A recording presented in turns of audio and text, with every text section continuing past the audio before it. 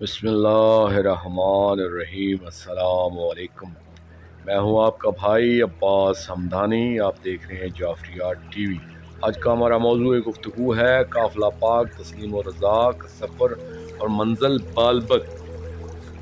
दोस्तों, 13 रबीउल अव्वल सन 61 हिजरी, 11 दिसंबर सन 680 ईस्वी बरोज़ जुम्मा, जिस वक्त आफ्ताब फल के मतलब समावी पर नमदार हुआ तो फल के कज रफ्तार के साथ साथ अहले शाम ने देखा कि कारवान हमद से दमिश्क जाने वाले रास्ते पर मसरूफ़ सफ़र है, जिसका रुख बालबक की जानब है। इस कारवान में बहुत सी शामी मलाइन हैं जो अपने अपने घोड़ों पर सवार हैं और हाथों में अलम उठाए हुए हैं। इस घोड़ा सवार फौजी दस्ते के पीछे कुछ कमज़ोर और नातवां ऊँट हैं जिन पर महमल तो हैं, मगर इन महमलों के ऊपर न तो कोई कटहरा और ना ही पर्दादारी के लिए सरपोश है। इन मामलों पर कुछ ऐसी मुकद्दस और ताहिर व अतहर पाक मस्तूरात सल्लल्लाहु अलैहि अपने कमसन बच्चों के हमरा सवार हैं कि जो पर्दा ततहीर कदीर की मालिक व वारिस है। इसलिए जनाब जिब्राईल अलैहिस्सलाम इन महमलों की चारों तरफ इस्मत इलाहिया के पर्दे इस्तवार की हुई है, जिसकी वजह से इन महमलों पर सवार पाक मस्तूरात मुखदरात सल्लल्लाहु अलैहि अनवार इलाहिया के पर्दों में महफूज व मामून है और इन्हें कोई निजस निगाह मस नहीं कर सकती और ना ही कोई निजस सोच इनके हरीम ज़ात तक पहुँचने की जुर्रत कर सकती है। यही वजह है कि आम आदमियों को ये ऊँट फ़कत जानवरों तक नज़र आते हैं। ये काफिला दामानात गरबिया से चलकर बालबक के शहर के नज़दीक पहुँचने वाला है। काफिला तस्लीम और रज़ा के वाक़यात बयान करने से पहले हस्ब साबक आपको जोग्राफियाई मालूमात से आगाह करता चलूँ। बालबक हमद से दमिश्क जाने वाली मरकजी शाहराह से थोड़ा सा हटकर बालबक का शहर हमद से 100 किलोमीटर से कुछ ज़्यादा फासले पर वाक़ है। ये एक पुररौनक शहर है जिसका पानी इंतहाई खुश जायका और ज़मीन ज़रखेज़ है, इसलिए उस दौर में ये बागात का शहर कहलाता था और यहाँ की आबादी अच्छी खासी थी।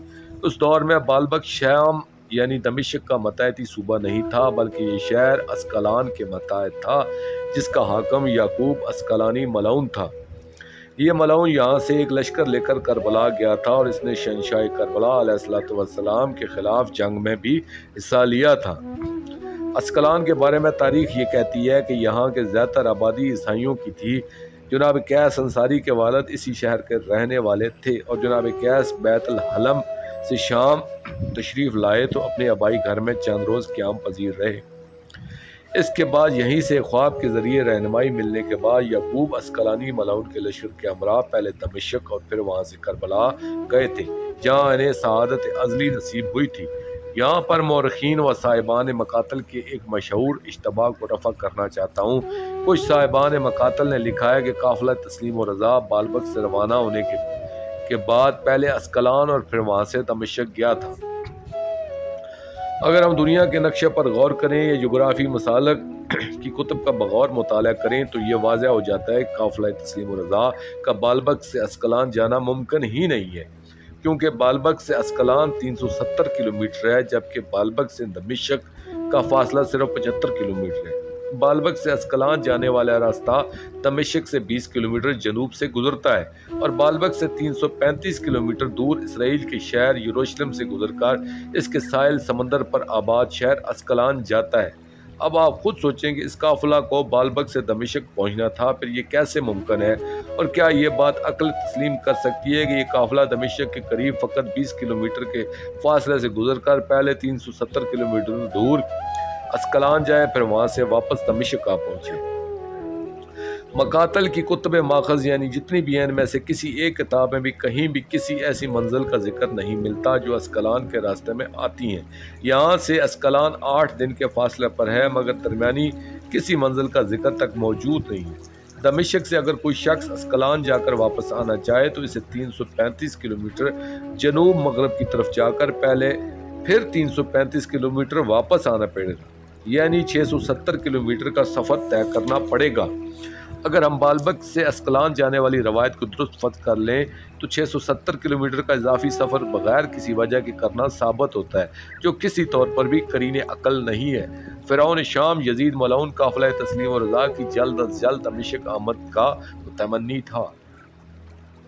جبکہ اسکلان جانے سے مزید 15 یا 16 دن کی تاخیر ہو جاتی جو اس ملعون کے لیے ناقابل برداشت تھی۔ ان تمام شواہد کے ہوتے ہوئے اس روایت کو درست تسلیم کرنا کم عقلی ہے۔ یہ بھی بتاتا چلوں کہ جولان کے پہاڑ کی مشہور نہر کاسیون بالبک کے بعد شروع ہو جاتی تھی۔ قدیم راستہ جو بالبک سے دمشق آتا تھا وہ اسی نہر کے مشرقی کنارے کے ساتھ ساتھ آتا تھا۔ یہ نہر کاسیون ہی دمشق کو سیراب کرتی تھی اور باب الفرج جو دمشق شہر کا جنوب مغربی دروازہ تھا اس کے سامنے آ کر پھر شہر کے فصیل کے ساتھ ساتھ مغرب کی طرف سے چکر کاٹتی ہوئی شمال کی طرف مڑ جاتی تھی، پھر شمالی دروازوں سے گزرتی ہوئی مشرقی دروازہ باب جبرون سے صحرا میں چلی جاتی تھی۔ واقعات بالبک۔ حاکم اسکلان کے واقعہ کی حقیقت یہ ہے کہ واقعہ کربلا کے بعد یعقوب اسکلانی ملعون کوفہ گیا تھا، پھر وہاں سے قافلہ تسلیم و رضا کے ہمراہ شام روانہ ہوا تھا، مگر جب قافلہ پاک فلوجہ پہنچا تو وہاں سے تقریت والے راستے پر مصروف سفر ہو گیا، مگر یہ ملعون رقہ سے حمص والا راستہ اختیار کرتے ہوئے پہلے اسکلان پہنچ گیا اور پھر وہاں سے اپنی نجس خواہشات کی تکمیل کے لیے بالبک چلا آیا۔ جس وقت قافلہ تسلیم و رضا بالبک پہنچا تو اس وقت یعقوب اسکلانی ملعون وہاں پہلے سے موجود تھا، کیونکہ اس ملعون ازل کی یہ خواہش تھی کہ میں اپنے متحدی شہروں میں اس لشکر کا دھوم دھام سے استقبال کروں اور اپنی فتح کا ایک عظیم جشن مناؤں۔ جس وقت قافلہ بالبک کے قریب پہنچا تو سلال لشکر عمر ابن سعد ملعون نے اسے اپنی آمد کی اطلاع دی تو اس نے فوراً ظالمین کوفہ و شام کے بھرپور استقبال کی تیاریاں شروع کر دیں۔ اہل بالبک سے کہا تمام لوگ بازار پہنچ کر اس لشکر کا استقبال کریں۔ عورتوں کو حکم دیا کہ بالبک کی تمام عورتیں اپنے اپنے مکانوں کی چھتوں پر چڑھ کر استقبال کریں اور اپنے فاتح فوجی جوانوں کو خوش آمدید کہیں، کیونکہ یہ کربلا کی جنگ فتح کر کے آ رہے ہیں۔ اس لشکر کے ساتھ کچھ جنگی قیدی اور مفتول لشکر کے سر بھی ہیں، تم سب ان کا پرجوش اور بھرپور استقبال کرو۔ جب اہل شہر کو یہ اطلاع ملی تو نوجوان لڑکوں اور لڑکیوں نے بالبک سے 6 میل باہر آ کر شامی فوج کا استقبال کیا۔ ملعین ازل نے یہاں پہنچ کر اپنے لپیٹے ہوئے علم کھولے اور ہر کلیم رائے وفا کے سر عطر کو معراج طور پر سوار کیا۔ جب یہ لشکر بالبک کی شہر پناہ کے قریب پہنچا تو دوسری طرف منادی کروائی گئی کہ عرش مکین پاک ذوات متعالیات تمہارے شہر کو شرف عطا فرمانے کے لیے یہاں تشریف لا رہے ہیں، ان کا شایان شان استقبال کرنے کے لیے تیار ہو جاؤ۔ اس اعلان کے بعد شہر کی کیفیت یہ تھی کہ تمام مکانوں کی چھتیں عورتوں سے بھری ہوئی تھیں جن کے ہاتھوں میں جھڑیاں تھیں، کسی کے ہاتھ میں درختوں کی شاخیں تھیں۔ سب لوگ قافلہ تسلیم و رضا کے انتظار میں بے قرار تھے۔ اس زمانے میں اس شہر کے درمیان ایک چھوٹا سا قلعہ تھا۔ پروگرام کے مطابق یعقوب اسکلانی ملعون نے قلعہ کے دروازے پر اس لشکر کا استقبال کرنا تھا اور بعد ازاں اس لشکر نے قلعہ میں آ کر مقیم ہونا تھا۔ بالبک کی اپنی آبادی بھی کافی تھی، پھر یعقوب اسکلانی ملعون نے گرد و نواح کے لوگ بھی استقبال کے لیے بلوائے تھے، اس لیے سارے شہر میں اور خصوصاً قلعہ کے سامنے لوگوں کا بہت زیادہ ہجوم تھا اور سبھی مرد و زن فاخرہ اور زرق برق لباس پہنے ہوئے قلعہ کے دروازے کے سامنے اس ملعون نے بہت سی رقاصہ عورتیں اور لونیاں جمع کی ہوئی تھیں۔ انہیں حکم دیا گیا تھا کہ جس وقت مستورات کے پاک معمل قلعہ کے سامنے آپ پہنچے تو تم سب مل کر ساز بجا بجا کر فتح کی گیت گانا اور ساتھ ہی تفوں اور ڈھولوں کی تال پر اتنا رقص کرنا کہ لوگ مبہوت ہو کر رہ جائیں۔ آپ کو یاد دلاتا چلوں کہ دسمبر کا مہینہ شام میں شدید سردی ہوتی ہے اور جبل جولان پر برف باری کا موسم ہوتا ہے، لہذا بالبک میں بھی ان دنوں شدید سردی تھی۔ غروب آفتاب میں ایک پہر باقی تھا، یعنی یہ سا پہر کا وقت تھا کہ جب فصیل شہر کا دروازہ کھلا اور حکم ہوا کہ معظمہ کائنات صلوات اللہ علیہا کی پاک بیٹیوں صلوات اللہ علیہن شہر میں تشریف لے آئیں۔ جو ہی پاک معمل شہر میں داخل ہوئے تو لوگوں کے نعرے لگانا شروع کر دیے۔ گلیوں میں موجود اور چھتوں پر سوار عورتیں شور کرنے لگیں اور فتح کے گیت گانے لگیں۔ پھر جب ان عورتوں نے قافلہ پاک تسلیم و رضا کی پاک مستورات صلوات اللہ علیہ کی ظاہری غربت اور قسم پرسی دیکھی تو زباندار دراز عورتیں تان و تشنی پر اتر آئیں اور کچھ نازیبا کلمات کہنے لگی۔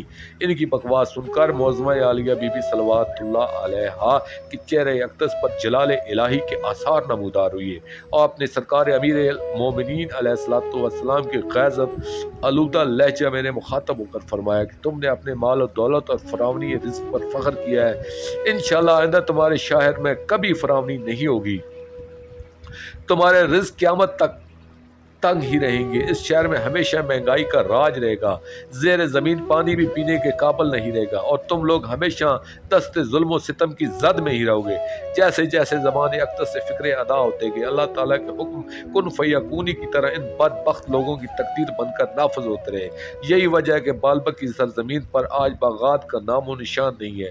یہاں ہمیشہ مہنگائی رہتی ہے، یہاں کے لوگ جہاں جہاں بھی آباد ہیں وہ ہمیشہ نشانہ ظلم و ستم رہتے ہیں، غربت و افلاس ان کا مقدر ہوتا ہے۔ یہاں کا زیر زمین پانی آج بھی پینے کے قابل نہیں ہے، گویا ذلت اور رسوائی اس زمین کا اب تک مقدر ہے۔ پاک مخدرات عصمت صلوات اللہ علیہ کے محمل آہستہ آہستہ چلتے ہوئے جس وقت شہر کے مرکزی حصے میں پہنچے تو یہاں ایک عجیب واقعہ رونما ہوا۔ واقعہ راہب، یہ تو آپ جانتے ہی ہوں گے کہ جناب عیسیٰ علیہ السلام کے عطا کردہ دین کی عبادت گزار لوگ جناب عیسیٰ علیہ السلام کی سنت حسنہ پر عمل پیرا ہوتے ہوئے ہمیشہ کے لیے رہبانیت اختیار کرتے ہیں، یعنی شادی نہیں کرتے اور مجرد رہتے ہیں، تارک دنیا ہوتے ہیں۔ جس طرح دین اسلام کے متقی یا زاہد ہوتے ہیں، اسی طرح دین عیسیٰ علیہ السلام کے راہب ہوتے ہیں۔ بالبک میں کافی تعداد عیسائیوں کی تھی، جن میں سے بہت سے راہب بھی تھے۔ ان میں سے ایک راہب ایسا بھی تھا کہ جو اسلام قبول کر چکا تھا، مگر زہد و تقوی کی وجہ سے تارک الدنیا تھا۔ مجھے کافی تحقیق کے باوجود اس راہب کا نام معلوم نہیں ہو سکا، اور یہ بات بھی معلوم نہیں ہو سکی کہ اس کے اسلام قبول کرنے کی وجہ کیا تھی۔ تاریخ بتاتی ہے کہ جب قافلہ پاک بالبک پہنچا تو سارے شہر میں طبل، دفیں اور ڈھول تاشے بجائے جانے لگے، جس کی وجہ سے ہر طرف ایک شور سا برپا ہو گیا اور کان پڑی آواز سنائی نہیں دیتی تھی۔ یہ راہب اپنے گھر کی چھت پر جا کر بیٹھ گیا اور قرآن کریم کی تلاوت کرنے لگا تاکہ شہر کے ہنگاموں سے بچ کر اپنی عبادت میں مصروف رہے۔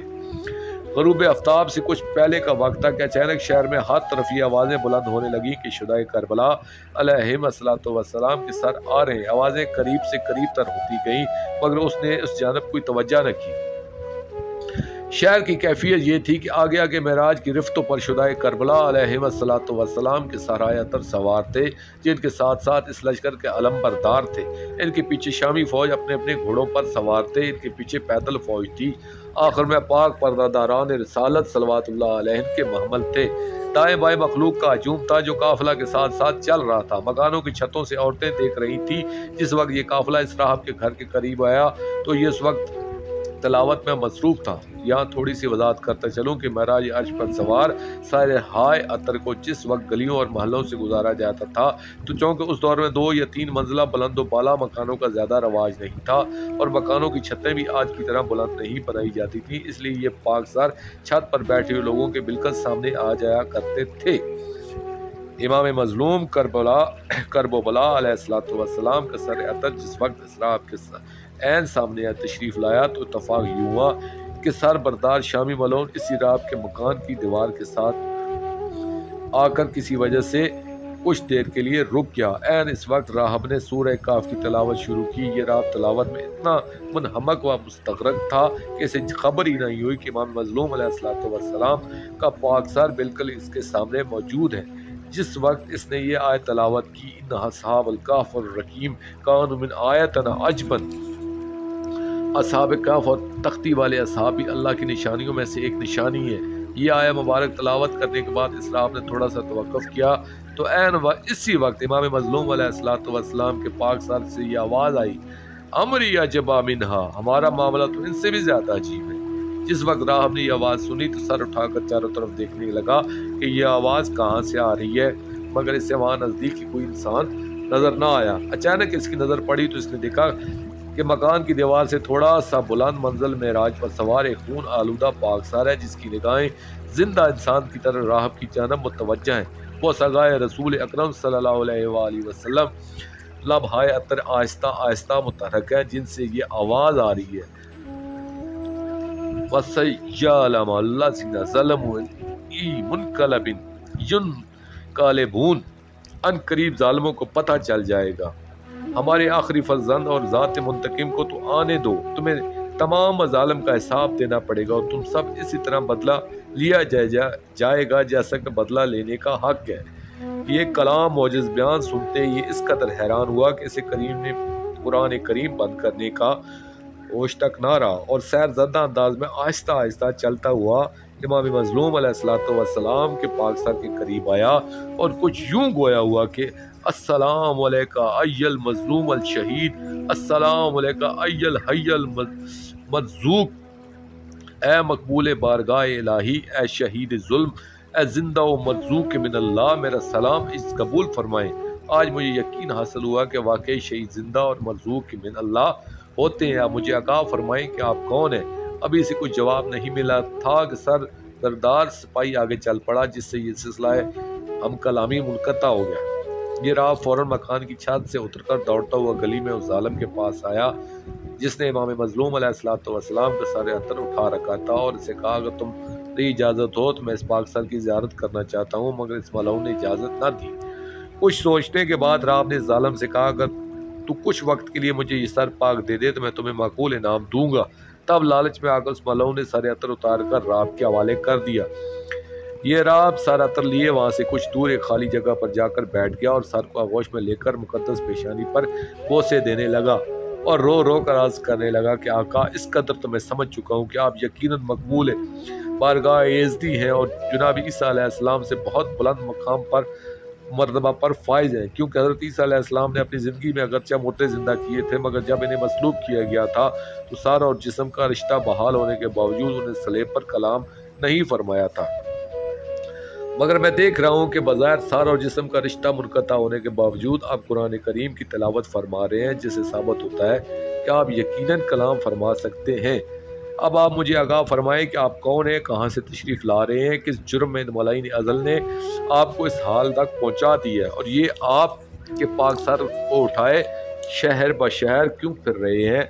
मेरे आका, काश मेरी आंखें ना होती और मैं बाज़ार में आकर ये मंजर ना देख सकता, क्योंकि जो कुछ मैंने देखा है इससे मेरा दिल फटा जा रहा है। आप मुझे आगाह फरमाएं कि इन फौजी मलाइन के पीछे महमूल पर जो पर्दादार हैं मौजूद हैं, क्या वो आप ही के रिश्तेदार हैं? अगर ऐसा ही है तो फिर ये मलाइन अज़ल इन्हें ऐसे जुल्म भरे माहौल में क्यों ले आए हैं। शहनशाह मुअज़्ज़म मौला इमाम हुसैन अलैहिस्सलाम के लम्हाए अतर मुतहरक हुई और फरमाया कि आज बालबक के बजाय मदीना मुनव्वरा का शहर होता, शहनशाह रिसालत माब सल्लल्लाहु अलैहि वसल्लम को सनहरी दौर होता और मैं इनके दोष पर या फिर इनकी आगोश में होता था तो किसी को पूछने की ज़रूरत ही महसूस ना होती कि मैं कौन हूँ। अगर सुनना चाहते हो और बर्दाश्त कर सकते हो तो सुनो, मैं बिनते रसूलुल्लाह सल्लल्लाहु अलैहि वसल्लम का फर्जंद असगर हुसैन इब्न अली इब्न अबी तालिब अलैहिस्सलातु वस्सलाम हूँ। बेजुर्म खता इन लोगों ने करबला में हमारा घर लूट लिया, हमारे नौजवानों को बेदर्दी से शहीद कर दिया, जिनका खून ना हक इस वक्त भी मेरे चेहरे की जीनत है। इन मजालम पर भी इनका जी नहीं भरा था। उन्होंने हमारे वारिस ततहीर कदीर पाक मस्तूरात सलवातुल्लाह अलैहि को असीर कर लिया है। अब ये हमें जगह जगह फिराते हुए शाम ले जा रहे हैं। तुम्हें जो महमल नजर आ रहे हैं इनमें रसूल करीम सल्लल्लाहु अलैहि वसल्लम की बहू बेटियों और नवासियाँ सवार हैं। और अफसोस तो इस बात का है कि हमें इस हालत में देखकर हमारे मवाली और मारने वाले भी बेगाना मानते शामी और कुफी मलाइन अज़ल ने हमें लूट कर अपने नाम पाक मकासद पूरे किए और हम अपने एक अजीम तरीन मकसद की तकमील के लिए इस वक्त कूफा से शाम की तरफ जा रहे हैं। हमारा मकसद इस दुनिया से यजीदियत का खात्मा और दीन इलाही का अपने हकीकी मानों में नफाज है। और ये सब कुछ तभी मुमकिन है कि जब मोहम्मद वाले मोहम्मद अलैहिस्सलातु वस्सलाम की अब्दी और दायमी यानी कभी ना ख़त्म होने वाली हुकूमत इलाहिया का क़याम अमल में आएगा। जिस वक्त मौला इमाम मज़लूम अलैहिस्सलातु वस्सलाम ने ये सब कुछ राहब से बयान फरमाया तो वह बेताब होकर धाड़े मार मार कर रोने लगा। फिर काफ़ी देर रोते रहने के बाद इसने अर्ज़ किया कि आका, मुझे हुक्म दे कि मैं आपके लिए अब क्या कर सकता हूँ। करीम अज़ल ने फरमाया, तुम अकेले इस फौज का मुकाबला नहीं कर सकते, इसलिए अपनी जान को हलाकत में डालने के बजाय तुम इस वक्त खामोशी से घर चले जाओ और यही दुआ करते रहो कि हुकूमत इलाहिया कायम करने वाले मज़लूमिन अवलीन व आखरीन का इंतकाम लेने वाले और ज़ालिमीन का मा जुल्म और जोर खात्मा करने वाले हमारे आखिरी फर्जंद अजरुल्लाह फर्ज शरीफ के ज़हूर व खरूज में ज़रा बर ताख़ीर ना होने पाए। और दौर ग़ैबत के तमाम मोमिनीन का भी यही फ़र्ज बनता है कि वो सुबह और शाम आंसुओं से लबरेज़ आंखों और कपकपाते होंठों से यही दुआ करते रहें कि हमारे इस दौर के इमाम सुल्तान ज़माना वली अल असर मौला साहिबुल ज़मान अजरुल्लाह फर्ज शरीफ अपने सर अतर पर अब्दी खुशियों का ताज सजाए तख्ते अदलो इंसाफ पर जलवा फ़गन हो, ताकि मोहम्मद वाले मोहम्मद अलैहिस्सलातु वस्सलाम की तमाम ज़िंदगी के दुखों का हमेशा के लिए ख़ात्मा हो जाए। तारीख शायद है कि इस दुनिया में जितने जुल्म सितम इस पाक ख़ानदान इलाहिया अलैहिस्सलातु वस्सलाम पर किए गए हैं, اتنے مظالم آج تک کسی اور پر نہیں کیے گئے۔ تاریخ اسلام کا ایک ایک ورق آل اللہ علیہم الصلوۃ والسلام کے خون حق سے رنگین ہے۔ ہمارے دل کی پہلی اور آخری تمنا یہی ہے کہ ہم اپنی آنکھوں سے اس پاک خاندان رسالت علیہم الصلوۃ والسلام کو ہمیشہ ہمیشہ کے لیے اس دنیا میں آباد و شاد دیکھیے، اور پاک نبی ذاتیوں صلوات اللہ علیہ کے صدیوں پر محیط رنج و علم ختم ہو جائے، آمین یا رب العالمین۔ دوستو آخر میں شکریہ ادا کروں گا اپنے مرشد کریم سید محمد جعفر الزمان نقوی البخاری سرکار دامِ اللہ تعالیٰ کا۔ یہ مضمون میں نے ان کی کتاب مجالس المنتظرین علی روضۃ المظلومین جلد 4 سے پیش کیا، اور آخر میں اپنے پاک شہنشاہ کی بارگاہ میں دعا کریں گے۔ الجل الجل یا ولی المظلومین، یا امان الخائفین، یا بلد الامین، یا فوز العظیم، یا سفینہ النجات، اجر اللہ تعالی فرجک و صلوات اللہ علیکہ یا ربا محمد و آل محمد صلی اللہ محمد و آل محمد واجل فرج آل محمد صلی اللہ علیہ وآلہ وسلم۔